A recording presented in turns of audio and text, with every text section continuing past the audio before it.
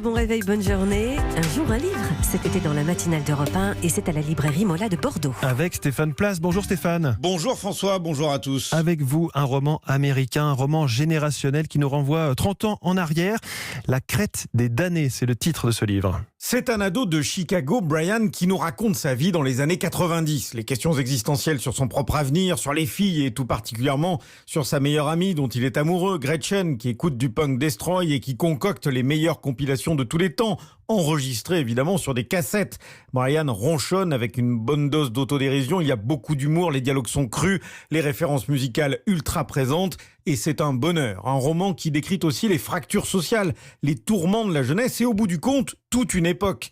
Libraire chez Mola, Monica Irimia a croqué La crête des damnés. La crête des damnés, c'est un roman bonbon, un roman nostalgie. Je défie quiconque ait vécu les années 90 en tant que cadeau aux jeunes adultes de ne pas craquer pour ce roman qui raconte simplement l'adolescence de Brian, le personnage principal, en plein milieu des années 90, son rapport à la musique, son rapport aux filles. La crête des damnés, si vous voyez la couverture, c'est le dessin d'une crête de punk. Le roman est rythmé par une bande originale de fous. Vous avez les Misfits, vous avez les Clash, vous avez les Guns N' Roses. Et si vous aussi, vous avez fait tourner des cassettes avec un crayon, un stylo pour rembobiner, écoutez, c'est le roman fait pour vous. C'est un roman formidable. Bien sûr, c'est un roman générationnel, mais c'est un roman aussi que vous pouvez mettre entre les mains de votre propre ado s'il veut savoir comment les ados de l'époque vivaient. J'ai l'impression de parler de l'âge de fer, mais c'est il n'y a pas si longtemps que ça. Les choses ont beaucoup changé. Et oui, ça fait pétiller les yeux. La crête des damnés est le troisième livre de Joe Menno, qu'il a imaginé presque comme un documentaire, en y intégrant en tout cas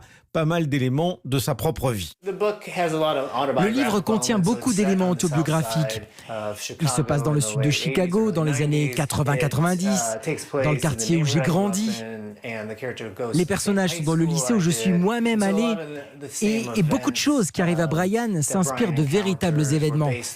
Mais ça reste une fiction. J'aurais aimé avoir une amie comme Gretchen au lycée. J'en ai rencontré une comme elle quand j'avais une vingtaine d'années. J'ai pu prendre des personnages de différentes périodes de ma vie pour construire le livre, qui renvoie à des questionnements que j'avais concernant le quartier où je vivais, la question de la race, de la classe sociale et certainement à la façon dont la musique a changé ma vision du monde. Drôle, rythmé, La crête des damnés sort en poche le 19 août prochain. Merci beaucoup Stéphane Place, vos idées de lecture tous les jours à 8h-10.